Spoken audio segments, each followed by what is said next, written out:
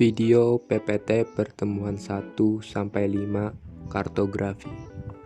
Sebelumnya perkenalkan, nama saya Arda Muhammad Noval dari kelas A, mahasiswa geografi angkatan 2022 dengan NIM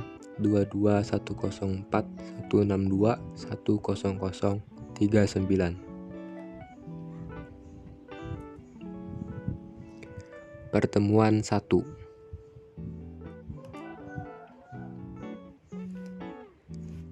Kartografi. Kartografi berasal dari bahasa Yunani karto atau charto yang berarti permukaan dan graf yang berarti gambaran atau bentuk. Sehingga kartografi merupakan gambaran permukaan bumi.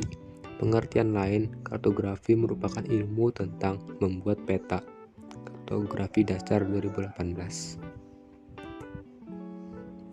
Menurut ICA 1973, kartografi adalah seni, ilmu pengetahuan, dan teknologi tentang pembuatan peta-peta, sekaligus mencakup studinya sebagai dokumen-dokumen ilmiah dan hasil karya seni. Oleh ICA telah ditetapkan bahwa kartografi mempunyai lingkup operasional dimulai dari pengumpulan data, klasifikasi, analisa data, sampai kepada reproduksi peta, evaluasi, dan penafsiran daripada peta. Sudah disampaikan di muka bahwa kartografi adalah seni, ilmu pengetahuan, dan teknologi tentang pembuatan peta-peta. Dalam pengertian yang lebih luas, kartografi pada saat ini memasukkan setiap kegiatan di mana yang menyangkut penyiapan peta-peta dan penggunaan peta-peta merupakan perhatian utamanya, dan menganggap peta sebagai alat yang berguna sebagai media komunikasi, termasuk pula pelajari sejarah tentang kartografi, kegiatan koreksi data, klasifikasi data, dan pemberian katalog-katalog serta bibliografis, dan mendesain dan membuat konstruksi peta-peta. Tujuan kartografi. Tujuan kartografi untuk mengumpulkan dan menganalisis data dari hasil ukuran dengan berbagai pola atau unsur permukaan bumi dan menyatakan secara grafis dalam skala tertentu sehingga unsur-unsur tersebut dapat terlihat jelas, mudah dimengerti, dan mudah dipahami. Pertemuan 2. Kartografi sebagai suatu sistem komunikasi. Agar dapat menyebarkan dan melaporkan suatu informasi yang berguna, manusia telah mengembangkan beberapa metode dan keterampilan tertentu untuk dapat melakukannya. Beberapa metode komunikasi adalah bahasa tulis-menulis atau literasi, bahasa lisan artikulasi, dan penggunaan angka-angka numerasi. Sedangkan metode yang digunakan untuk komunikasi yang menggunakan cara grafis disebut grafisasi. Grafisasi terdiri dari berbagai teknik, mulai dari penggunaan fotografi sampai ke peta, grafik, dan diagram. Semua cara grafis tersebut punya satu hal yang umum yang membedakan dengan metode lain, yaitu penggunaan bentuk dua dimensi untuk menyampaikan dan menyajikan konsep-konsep dan ide-ide. Hubungan keruangan dapat saja disajikan dalam bentuk kata-kata atau angka-angka, tapi hal itu kurang efisien. Seperti pernah disebutkan oleh suatu ungkapan, suatu gambar dapat berarti 1000 kata-kata. Peta menggunakan simbol-simbol dua dimensi untuk mencerminkan fenomena geografikal atau dengan suatu cara yang sistematis, dan hal ini memerlukan kecakapan untuk membuatnya dan membacanya. Peta merupakan teknik komunikasi yang tergolong dalam cara grafis, dan untuk efisiensinya kita harus mempelajari dengan baik elemen-elemen dasarnya, seperti juga pada cara-cara komunikasi yang lain. Suatu sistem komunikasi dengan cara apapun mempunyai hal yang sama, yaitu secara umum komunikasi mempunyai jaringan yang secara sederhana terdiri dari satu sumber source of information, dua saluran yang menyalurkan informasi tersebut atau channel, dan terakhir orang yang menerima informasi itu atau resipien. Pertemuan 3. Peta. Peta pada hakikatnya menjadi salah satu materi terpenting dalam kajian ilmu sosial. Khususnya pembahasan mengenai peta dilakukan dalam disiplin ilmu geografi. Peta yang berasal dari bahasa Yunani mapa, ini diartikan sebagai yang berarti taplak ataupun kain penutup meja. Peta adalah objek daripada gambaran suatu bentuk permukaan bumi yang menggunakan proyeksi-proyeksi tertentu, termasuk segala bentuk unsur-unsur alamiah dan unsur-unsur buatan manusia yang ada di dalamnya. Adapun untuk ilmu pengetahuan, seni, dan teknologi tentang pembuatan peta yang dikenal oleh masyarakat sering disebut dengan kartografi. Jenis-jenis peta berdasarkan isinya ada satu peta umum. Peta umum adalah peta yang menggambarkan segala sesuatu yang bersifat umum dari kenampakan yang ada di permukaan bumi. Penampakan umum seperti gunung, sungai, sawah, jalan raya, jalan kereta api, laut, dan sebagainya. Peta-peta yang termasuk peta umum adalah peta topografi, peta chorografi, dan peta dunia atau geografi.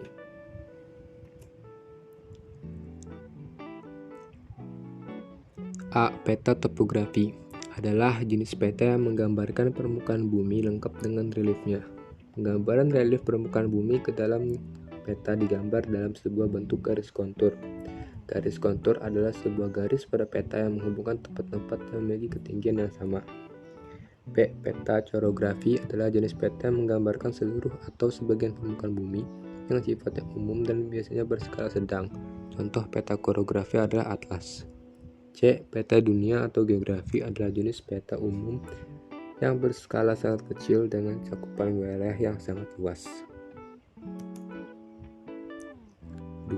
Peta khusus atau peta tematik.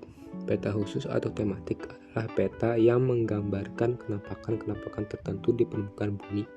Contoh peta-peta yang termasuk peta khusus ialah peta iklim, peta perhubungan, peta persebaran penduduk, peta persebaran hasil pertanian, peta pariwisata, dan peta tanah.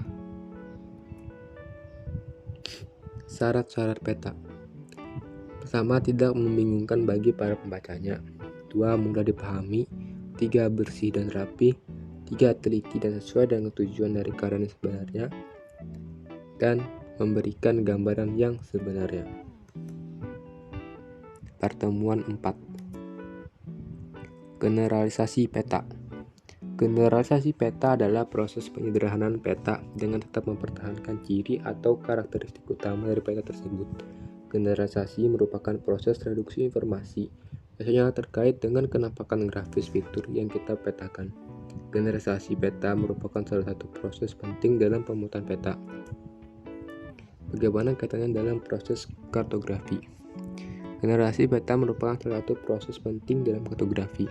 Kartografi merupakan ilmu pembuatan peta, sedangkan peta sendiri diartikan sebagai suatu penyajian gambaran unsur-unsur atau kenampakan nyata yang dipilih di permukaan bumi atau benda angkasa, atau kenampakan abstrak yang ada kaitannya dengan permukaan bumi atau benda angkasa, dan pada umumnya digambarkan pada suatu bidang datar dan diperkecil atau diskalakan.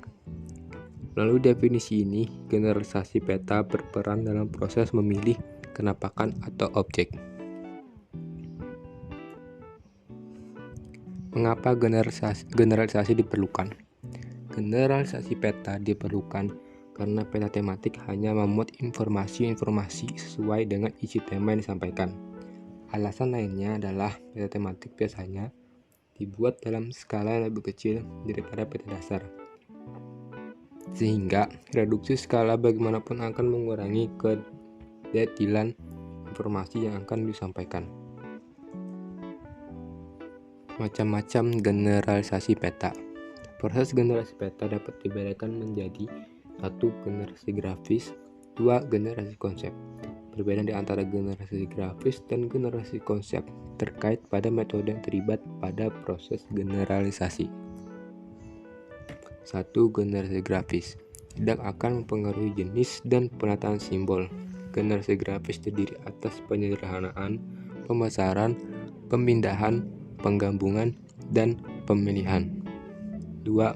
Generasi konseptual terkait dengan proses penggabungan, pemilihan, simbolisasi, dan penonjolan. Sebagai akibatnya, simbol-simbol pada peta mungkin berubah. Pertemuan 5. Jenis-jenis peta berdasarkan skala. 1. Peta kadaster. Peta kadaster ialah peta yang skalanya sangat besar, yaitu antara 1:100 sampai 1:5000. 2. Peta berskala besar. Peta berskala besar ialah bagian dari adanya peta yang skalanya antara 1:5000 sampai 1:25.000. 3. Peta berskala menengah. Peta berskala menengah skalanya antara 1:25.000 sampai 1:500.000. 4. Peta berskala kecil. Skalanya 1:500.000 sampai 1:1 juta. Terakhir, peta geografi atau peta dunia. Skalanya lebih kecil dari 1:1 juta. Unsur-unsur peta. 1. Judul peta. 2. Skala peta. 3. Tanda arah. 4. Tata warna. 5. Simbol peta. 6. Lettering. 7. Legenda. 8. Inset peta. 9. Garis astronomis. 10. Garis tepi. 11. Sumber peta. 12. Tahun pembuatan. Proyeksi peta. Secara khusus, pengertian dari proyeksi peta adalah cara memindahkan sistem paralel atau garis lintang dan meridian atau garis bujur berbentuk bola atau globe ke bidang datar atau peta. Hasil pemindahan dari globe ke bidang datar ini akan menjadi peta. Bagjawaluya mengatakan syarat yang berlaku dalam proyeksi peta adalah sebagai berikut. 1. Bentuk yang diubah harus tetap. 2. Luas permukaan yang diubah harus tetap. 3. Jarak antara satu titik dengan titik lain di atas permukaan yang diubah harus tetap. Terakhir, sebuah peta yang diubah tidak mengalami penyimpangan arah. Fungsi peta. Pertama, sebagai penunjuk lokasi suatu tempat di permukaan bumi. 2. Untuk memperlihatkan ukuran jarak atau luas dan arah suatu tempat di permukaan bumi. 3. Untuk menggambarkan bentuk-bentuk di permukaan bumi sehingga tampak jelas terlihat. 4. Sebagai alat penyedia data tentang potensi suatu wilayah. 5. Alat bantu peneliti atau ilmuwan sebelum melakukan survei. Sebagai alat untuk mempelajari fenomena alam, peristiwa sosial, atau gejala geografi di permukaan bumi. Sekian, terima kasih. Wassalamualaikum warahmatullahi wabarakatuh.